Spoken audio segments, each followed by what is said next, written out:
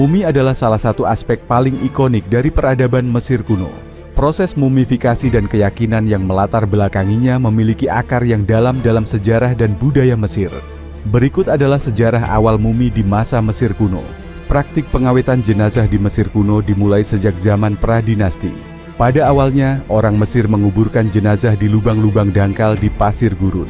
Kondisi kering dan panas di gurun secara alami mengawetkan tubuh dengan cara dehidrasi, yang mencegah pembusukan. Orang Mesir kuno menyadari bahwa tubuh yang dikubur di pasir gurun seringkali tetap utuh. Hal ini memicu keyakinan bahwa pengawetan tubuh adalah penting untuk kehidupan setelah kematian. Pada zaman ini, orang Mesir mulai menggunakan peti mati kayu untuk melindungi jenazah. Namun, penggunaan peti mati menghalangi kontak langsung dengan pasir, sehingga tubuh tidak lagi terawetkan secara alami. Hal ini mendorong perkembangan teknik pengawetan buatan. Awalnya, proses mumifikasi masih sederhana. Tubuh dibungkus dengan linen dan kadang-kadang dilapisi dengan resin untuk membantu pengawetan. Pada masa Kerajaan Lama, teknik mumifikasi mulai berkembang. Orang Mesir mulai menggunakan natron, sejenis garam alami, untuk mengeringkan tubuh. Natron membantu menghilangkan kelembaban dan mencegah pembusukan. Proses pembalsaman menjadi lebih kompleks. Organ-organ dalam tubuh dikeluarkan dan diawetkan secara terpisah. Jantung, yang dianggap sebagai pusat pikiran dan emosi, biasanya dibiarkan di dalam tubuh. Pada masa Kerajaan Pertengahan, proses mumifikasi menjadi lebih terstandarisasi. Teknik-teknik yang lebih canggih digunakan, termasuk penggunaan lebih banyak linen dan resin untuk membungkus tubuh. Topeng kematian yang terbuat dari kayu atau kartonas, lapisan linen yang dilapisi plester, mulai digunakan untuk menutupi wajah mumi. Topeng ini seringkali dihiasi dengan lukisan yang menyerupai wajah almarhum. Masa Kerajaan Baru dianggap sebagai puncak keahlian mumifikasi Mesir kuno. Proses mumifikasi menjadi sangat rumit dan memakan waktu hingga 70 hari. Organ-organ dalam tubuh dikeluarkan dan diawetkan dalam guci kanopi, yang masing-masing dilindungi oleh dewa tertentu. Otak dikeluarkan melalui hidung menggunakan alat khusus. Mumi dibungkus dengan banyak lapisan linen yang dihiasi dengan jimat dan mantra dari kitab kematian.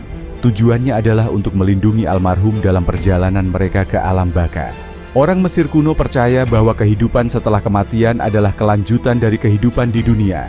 Mereka percaya bahwa jiwa, Ka, membutuhkan tubuh yang utuh untuk tinggal di alam baka. Proses mumifikasi disertai dengan berbagai ritual dan upacara keagamaan. Kitab kematian yang berisi mantra dan doa seringkali dimasukkan ke dalam makam untuk membantu almarhum dalam perjalanan mereka. Setelah periode Kerajaan Baru, praktik mumifikasi mulai menurun, terutama setelah penaklukan Mesir oleh Alexander Agung dan kemudian oleh Romawi. Meskipun demikian, praktik ini tetap dilakukan hingga periode Romawi. Praktik mumifikasi Mesir kuno memiliki pengaruh yang besar pada budaya dan seni. Banyak mumi dan artefak yang ditemukan memberikan wawasan berharga tentang kehidupan, agama, dan teknologi Mesir kuno. Sejarah awal mumi di Mesir kuno mencerminkan perkembangan keyakinan agama, teknologi, dan seni yang kompleks. Dari penguburan sederhana di pasir gurun hingga proses mumifikasi yang rumit, praktik ini menunjukkan betapa pentingnya kehidupan setelah kematian dalam budaya Mesir kuno. Mumi tidak hanya menjadi bukti keahlian teknis orang Mesir kuno, tetapi juga cerminan dari keyakinan mereka yang mendalam tentang alam baka dan keabadian. Mumifikasi pada masa raja-raja Mesir kuno adalah praktik yang sangat penting dan rumit, terutama untuk para Firaun dan anggota keluarga kerajaan. Proses ini tidak hanya bertujuan untuk mengawetkan tubuh, tetapi juga untuk memastikan kelangsungan kehidupan setelah kematian sesuai dengan keyakinan agama Mesir kuno. Berikut adalah gambaran tentang mumifikasi pada masa raja-raja Mesir kuno. Proses mumifikasi dimulai segera setelah kematian raja. Tubuh dibawa ke tempat khusus yang disebut wabet, tempat pemurnian, untuk menjalani proses mumifikasi. Organ-organ dalam tubuh dikeluarkan melalui sayatan di sisi kiri perut. Organ-organ seperti hati, paru-paru, usus, dan lambung diawetkan secara terpisah dan disimpan dalam guci kanopi. Jantung, yang dianggap sebagai pusat pikiran dan emosi, biasanya dibiarkan di dalam tubuh. Otak dikeluarkan melalui hidung menggunakan alat khusus seperti pengait. Otak tidak dianggap penting dan sering dibuang, sedangkan rongga kepala diisi dengan linen yang direndam dalam resin. Tubuh kemudian ditutupi dengan natron, sejenis garam alami, untuk mengeringkan jaringan dan mencegah pembusukan. Proses ini memakan waktu sekitar 40 hari. Setelah pengeringan, tubuh dibersihkan dengan air dan minyak aromatik untuk menghilangkan sisa natron dan memberikan aroma yang menyenangkan. Tubuh yang telah dikeringkan dibungkus dengan banyak lapisan linen. Setiap lapisan dilapisi dengan resin untuk membantu pengawetan dan memberikan kekuatan tambahan. Di antara lapisan linen, para pembalsam memasukkan jimat dan mantra dari kitab kematian. Jimat ini diyakini memberikan perlindungan dan bantuan dalam perjalanan ke alam baka. Wajah mumi ditutupi dengan topeng kematian yang terbuat dari kayu, kartonas, atau bahkan emas untuk raja-raja. Topeng ini seringkali dihiasi dengan lukisan yang menyerupai wajah almarhum. Mumi raja ditempatkan dalam peti mati yang dihiasi dengan indah, yang kemudian dimasukkan ke dalam sarkofagus batu. Makam raja-raja, seperti piramida dan makam di lembah para raja, diisi dengan harta benda, makanan, dan persembahan untuk digunakan di alam baka.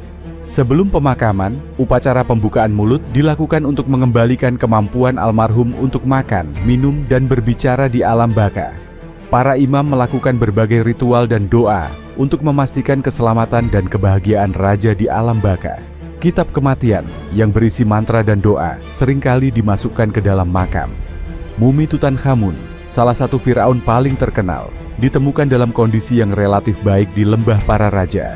Topeng kematian emasnya menjadi simbol ikonik dari kekayaan dan keahlian Mesir kuno. Ramses II, juga dikenal sebagai Ramses Agung, adalah salah satu Firaun yang paling lama memerintah. Muminya ditemukan dalam kondisi yang sangat baik dan telah dipamerkan di berbagai museum. Orang Mesir kuno percaya bahwa kehidupan setelah kematian adalah kelanjutan dari kehidupan di dunia. Mereka percaya bahwa jiwa, Ka, membutuhkan tubuh yang utuh untuk tinggal di alam baka. Firaun dianggap sebagai perantara antara dewa-dewa dan manusia. Mumifikasi yang sempurna dianggap penting untuk memastikan bahwa Firaun dapat melanjutkan peran ini di alam baka. Mumifikasi pada masa raja-raja Mesir kuno adalah proses yang sangat rumit dan penuh makna, mencerminkan keyakinan agama yang mendalam dan keahlian teknis yang tinggi. Proses ini tidak hanya bertujuan untuk mengawetkan tubuh, tetapi juga untuk memastikan kelangsungan kehidupan setelah kematian dan keabadian raja-raja Mesir kuno. Melalui mumifikasi, raja-raja Mesir kuno diharapkan dapat terus memerintah dan melayani dewa-dewa mereka di alam baka. Banyak raja Mesir kuno yang dijadikan mumi sebagai bagian dari ritual pemakaman mereka. Mumifikasi ini dilakukan untuk memastikan kelangsungan kehidupan mereka setelah kematian, sesuai dengan keyakinan agama Mesir kuno. Berikut adalah beberapa raja Mesir kuno yang terkenal dan dijadikan mumi. 1. Tutankhamun. Tutankhamun adalah salah satu Firaun paling terkenal karena makamnya yang ditemukan hampir utuh oleh Howard Carter pada tahun 1922. Mumi Tutankhamun ditemukan dalam peti mati emas yang dihiasi dengan indah. Topeng kematian emasnya menjadi simbol ikonik dari kekayaan dan keahlian Mesir kuno. II. Ramses II. Ramses II, juga dikenal sebagai Ramses Agung, adalah salah satu Firaun yang paling lama memerintah dan paling berkuasa. Mumi Ramses II ditemukan dalam kondisi yang sangat baik di tempat persembunyian mumi di Deir el-Bahri. Muminya telah dipamerkan di berbagai museum dan menjadi subjek banyak studi. Wekahan Sandari. 3. Seti. Seti adalah ayah dari Ramses II dan dikenal karena kampanye militernya dan proyek pembangunan yang ambisius. Mumi Seti Empam ditemukan dalam kondisi yang sangat baik dan dianggap sebagai salah satu mumi yang paling terawat dari periode kerajaan baru. Kuwamawars. 4. Thutmose III. Thutmose III adalah salah satu Firaun paling sukses dalam hal ekspansi militer dan sering disebut sebagai Napoleon Mesir. Mumi Thutmose III ditemukan di tempat persembunyian mumi di Deir el-Bahri dan sekarang berada di Museum Mesir di Kairo. 5. Amenhotep III. Amenhotep III memerintah selama masa keemasan Mesir kuno yang ditandai dengan kemakmuran dan stabilitas. Mumi Amenhotep III ditemukan di tempat persembunyian mumi di lembah para raja dan sekarang berada di Museum Mesir di Kairo. Waragisam Kehau. 6. Hatshepsut. Hatshepsut adalah salah satu Firaun wanita paling terkenal dan memerintah dengan sukses selama lebih dari 2 dekade. Mumi Hatshepsut diidentifikasi pada tahun 2007 melalui analisis DNA dan sekarang berada di Museum Mesir di Kairo. Ada Sekpaksatin 7. Akhenaten. Reformasi agama. Akhenaten dikenal karena upayanya untuk mereformasi agama Mesir dengan mempromosikan pemujaan Aten, dewa matahari. Mumi Akhenaten. Mumi Akhenaten ditemukan di makam di Amarna dan sekarang menjadi subjek banyak penelitian dan perdebatan. Kapetul 8. Merneptah. Merneptah adalah anak dari Ramses II dan dikenal karena kemenangannya dalam pertempuran melawan bangsa laut. Mumi Merneptah ditemukan di tempat persembunyian mumi di Deir el-Bahri dan sekarang berada di Museum Mesir di Kairo. Artadia Kaum 9. Ahmose I. Ahmose I adalah Firaun yang mengusir Hyksos dan mendirikan kerajaan baru. Mumi Ahmose pertama ditemukan di tempat persembunyian mumi di Deir el-Bahri dan sekarang berada di Museum Mesir di Kairo. Daradimares Bunbau. Onuncu Sekenen Retao. Sekenen Retao dikenal karena upayanya melawan Hyksos dan kematiannya yang keras dalam pertempuran. Mumi Sekenen Retao menunjukkan tanda-tanda luka parah yang mengkonfirmasi kisah kematiannya yang keras. Muminya sekarang berada di Museum Mesir di Kairo. Mumifikasi raja-raja Mesir kuno adalah praktik yang sangat penting dan rumit, mencerminkan keyakinan agama yang mendalam dan keahlian teknis yang tinggi. Mumi-mumi ini tidak hanya memberikan wawasan tentang kehidupan dan kematian para Firaun, tetapi juga tentang budaya, agama, dan teknologi Mesir kuno. Melalui mumifikasi, raja-raja Mesir kuno diharapkan dapat terus memerintah dan melayani dewa-dewa mereka di alam baka. Dalam tradisi Islam, kisah Firaun yang tenggelam di Laut Merah saat mengejar Nabi Musa dan Bani Israel diceritakan dalam Al-Quran. Kisah ini memiliki hubungan yang menarik dengan mumi Mesir kuno, meskipun Al-Quran tidak secara spesifik menyebutkan tentang mumifikasi. Berikut adalah penjelasan mengenai hubungan antara mumi dengan Firaun yang tenggelam menurut versi Islam. Al-Quran menceritakan bagaimana Firaun dan bala tentaranya mengejar Nabi Musa dan Bani Israel yang melarikan diri dari Mesir.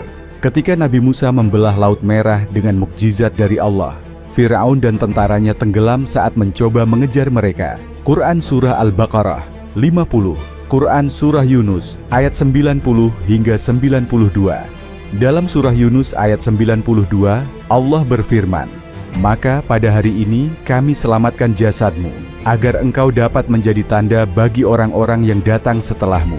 Tetapi kebanyakan manusia tidak mengindahkan tanda-tanda kami." Ayat tersebut menegaskan bahwa jasad Firaun diselamatkan oleh Allah sebagai tanda, ayat, bagi generasi berikutnya. Hal ini sering diinterpretasikan sebagai pengawetan jasad Firaun, yang secara tidak langsung mengingatkan pada praktik mumifikasi di Mesir kuno. Beberapa sejarawan dan arkeolog Muslim mengaitkan kisah ini dengan penemuan mumi Firaun seperti Ramses II atau Merneptah, yang diyakini oleh beberapa pihak sebagai Firaun yang disebutkan dalam Al-Quran. Meskipun identitas pasti Firaun yang tenggelam masih menjadi perdebatan, penemuan mumi-mumi ini dianggap sebagai bukti fisik yang mendukung kisah Al-Quran. Penyebutan penyelamatan jasad Firaun dalam Al-Quran dianggap sebagai mukjizat yang menunjukkan kekuasaan Allah. Jasad yang diawetkan menjadi tanda bagi manusia untuk mengambil pelajaran tentang kehancuran orang-orang yang sombong dan menentang perintah Allah. Kisah ini mengajarkan tentang keadilan dan kekuasaan Allah, serta pentingnya mengambil pelajaran dari sejarah. Jasad Firaun yang diawetkan menjadi pengingat abadi tentang nasib orang-orang yang zalim. Beberapa sejarawan dan ilmuwan Muslim melihat keselarasan antara kisah Al-Quran dengan penemuan arkeologis mumi Firaun. Mereka berargumen bahwa pengawetan jasad Firaun secara alami atau melalui mumifikasi adalah bukti kebenaran kisah Al-Quran.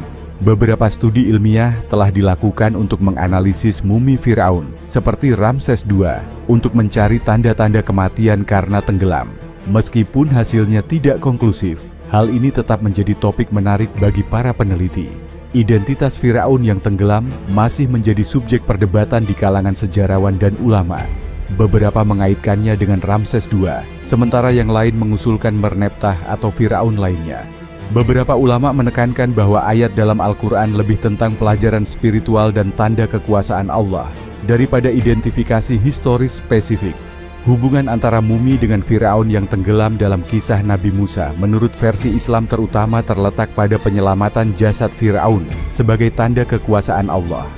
Meskipun Al-Quran tidak secara eksplisit menyebutkan mumifikasi, penyelamatan jasad Firaun diinterpretasikan oleh beberapa pihak sebagai pengawetan yang mengingatkan pada praktik mumifikasi Mesir kuno. Kisah ini mengajarkan pelajaran penting tentang keadilan, kekuasaan Allah, dan pentingnya mengambil pelajaran dari sejarah. Penemuan mumi Firaun oleh arkeolog modern juga dianggap oleh beberapa orang sebagai bukti yang mendukung kebenaran kisah Al-Quran. Pandangan sejarawan Muslim dan ulama Islam tentang mumifikasi dapat bervariasi tergantung pada konteks sejarah, budaya, dan interpretasi keagamaan. Meskipun mumifikasi bukanlah praktik yang berasal dari tradisi Islam, beberapa sejarawan dan ulama telah membahasnya dalam konteks sejarah Mesir kuno dan hubungannya dengan kisah-kisah dalam Al-Quran. Berikut adalah beberapa pandangan yang umum. Sejarawan Muslim seperti Al-Mas'udi dan Ibnu Khaldun mengakui mumifikasi sebagai praktik kuno yang dilakukan oleh peradaban Mesir kuno. Mereka melihatnya sebagai bagian dari budaya dan kepercayaan masyarakat pada masa itu. Sejarawan Muslim sering mencatat praktik mumifikasi dalam karya-karya mereka tentang sejarah kuno. Mereka menggambarkan proses mumifikasi dan keyakinan yang melatar belakanginya, meskipun tidak selalu menyetujui praktik tersebut dari sudut pandang agama. Sebagian ulama dan sejarawan Muslim mengaitkan kisah Fir'aun yang tenggelam dalam Al-Quran, Quran Surah Yunus ayat 90 hingga 92 dengan praktik mumifikasi. Mereka berargumen bahwa penyelamatan jasad Firaun oleh Allah sebagai tanda bagi generasi berikutnya bisa diinterpretasikan sebagai pengawetan jasad yang mirip dengan mumifikasi. Ulama sering menekankan bahwa penyelamatan jasad Firaun adalah mukjizat yang menunjukkan kekuasaan Allah. Jasad yang diawetkan menjadi tanda bagi manusia untuk mengambil pelajaran tentang kehancuran orang-orang yang sombong dan menentang perintah Allah. Ulama Islam umumnya sepakat bahwa mumifikasi bukanlah praktik yang sesuai dengan ajaran Islam. Islam memiliki tata cara penguburan yang spesifik, yang melibatkan pemandian jenazah, pembungkusan dengan kain kafan, dan penguburan tanpa pengawetan tubuh. Islam menekankan kesederhanaan dalam penguburan dan menghindari praktik-praktik yang dianggap berlebihan atau tidak perlu. Mumifikasi, dengan prosesnya yang rumit dan mahal, dianggap tidak sesuai dengan prinsip ini. Sejarawan dan ulama Muslim sering melihat mumifikasi sebagai pelajaran spiritual tentang kehancuran peradaban yang sombong dan menentang Allah. Mereka menganggap kisah Fir'aun dan mumifikasi sebagai pengingat tentang nasib orang-orang yang zalim. Meskipun mumifikasi bertujuan untuk mempersiapkan kehidupan setelah kematian, Islam menekankan bahwa kehidupan setelah kematian tidak bergantung pada pengawetan tubuh, tetapi pada amal dan iman seseorang. Beberapa sejarawan dan ilmuwan Muslim modern tertarik pada studi arkeologis tentang mumifikasi sebagai cara untuk memahami sejarah kuno dan memverifikasi kisah-kisah dalam Al-Quran. Mereka melihat penemuan mumi Fir'aun sebagai bukti yang mendukung kebenaran kisah Al-Quran. Beberapa penelitian ilmiah telah dilakukan untuk menganalisis mumi Fir'aun, seperti Ramses II, untuk mencari tanda-tanda kematian karena tenggelam. Meskipun hasilnya tidak konklusif, hal ini tetap menjadi topik menarik bagi para peneliti. Identitas Fir'aun yang tenggelam masih menjadi subjek perdebatan di kalangan sejarawan dan ulama.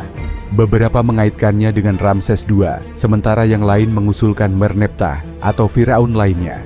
Beberapa ulama menekankan bahwa ayat dalam Al-Quran lebih tentang pelajaran spiritual dan tanda kekuasaan Allah daripada identifikasi historis spesifik. Pandangan sejarawan Muslim dan ulama Islam tentang mumifikasi umumnya mengakui praktik ini sebagai bagian dari sejarah dan budaya Mesir kuno, tetapi tidak menganggapnya sebagai praktik yang sesuai dengan ajaran Islam. Mereka melihat mumifikasi sebagai pelajaran spiritual tentang kehancuran peradaban yang sombong dan menentang Allah. Kisah Fir'aun dalam Al-Quran dan penyelamatan jasadnya sering diinterpretasikan sebagai tanda kekuasaan Allah yang bisa dikaitkan dengan pengawetan jasad seperti dalam mumifikasi. Meskipun demikian, Islam menekankan kesederhanaan dalam penguburan dan mengajarkan bahwa kehidupan setelah kematian tidak bergantung pada pengawetan tubuh, tetapi pada amal dan iman seseorang. Berikut adalah daftar beberapa mumi para raja Fir'aun, Mesir kuno, yang telah berhasil ditemukan oleh para arkeolog. Mumi-mumi ini memberikan wawasan berharga tentang sejarah, budaya, dan praktik penguburan di Mesir kuno. Kadima Sakamam 1. Tutankhamun, dinasti ke-16. Makam Tutankhamun ditemukan oleh Howard Carter pada tahun 1922 di Lembah Para Raja. Mumi Tutankhamun ditemukan dalam peti mati emas yang dihiasi dengan indah. Topeng kematian emasnya menjadi simbol ikonik dari kekayaan dan keahlian Mesir kuno. Mumi Ramses II ditemukan di tempat persembunyian mumi di Deir el-Bahri pada tahun 1881.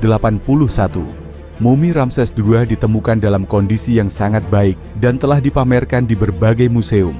Mumi Seti Prema ditemukan di tempat persembunyian mumi di Deir el-Bahri pada tahun 8881. Mumi Seti Tianda dianggap sebagai salah satu mumi yang paling terawat dari periode Kerajaan Baru. Mumi Thutmose III ditemukan di tempat persembunyian mumi di Deir el-Bahri pada tahun 1881. Mumi Thutmose III sekarang berada di Museum Mesir di Kairo. Mumi Amenhotep III ditemukan di tempat persembunyian mumi di Lembah Para Raja pada tahun 1898. Mumi Amenhotep III sekarang berada di Museum Mesir di Kairo. Mumi Hatshepsut diidentifikasi pada tahun 2007 melalui analisis DNA. Mumi Hatshepsut sekarang berada di Museum Mesir di Kairo. Mumi Akhenaten ditemukan di makam di Amarna.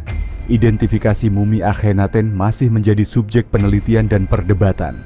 Mumi Merneptah ditemukan di tempat persembunyian mumi di Deir el-Bahri pada tahun 1898. Mumi Merneptah sekarang berada di Museum Mesir di Kairo. Mumi Ahmose I ditemukan di tempat persembunyian mumi di Deir el-Bahri pada tahun 1881. Mumi Ahmose I sekarang berada di Museum Mesir di Kairo. Mumi Sekenenretau ditemukan di tempat persembunyian mumi di Deir el-Bahri. Kondisi mumi Sekenenretau menunjukkan tanda-tanda luka parah yang mengkonfirmasi kisah kematiannya yang keras. Muminya sekarang berada di Museum Mesir di Kairo. Mumi Ramses III ditemukan di tempat persembunyian mumi di Deir el-Bahri pada tahun 1881. Mumi Ramses III menunjukkan tanda-tanda luka yang mungkin terkait dengan upaya pembunuhan. Mumi Thutmose I ditemukan di tempat persembunyian mumi di Deir el-Bahri. Mumi Thutmose I sekarang berada di Museum Mesir di Kairo. Mumi Thutmose II ditemukan di tempat persembunyian mumi di Deir el-Bahri. Mumi Thutmose II sekarang berada di Museum Mesir di Kairo. Mumi Ramses I ditemukan di tempat persembunyian mumi di Deir el-Bahri. Mumi Ramses I sekarang berada di Museum Luxor. Mumi Amenhotep II ditemukan di makamnya di Lembah Para Raja pada tahun 1898. Mumi Amenhotep II sekarang berada di Museum Mesir di Kairo. Mumi-mumi para raja Mesir kuno yang telah ditemukan memberikan wawasan berharga tentang sejarah, budaya, dan praktik penguburan di Mesir kuno. Penemuan ini tidak hanya mengungkapkan keahlian teknis orang Mesir kuno dalam mumifikasi, tetapi juga memberikan gambaran tentang kehidupan dan kematian para Firaun. Mumi-mumi ini sekarang disimpan di berbagai museum, terutama di Museum Mesir di Kairo, dan terus menjadi subjek penelitian dan studi oleh para arkeolog dan sejarawan.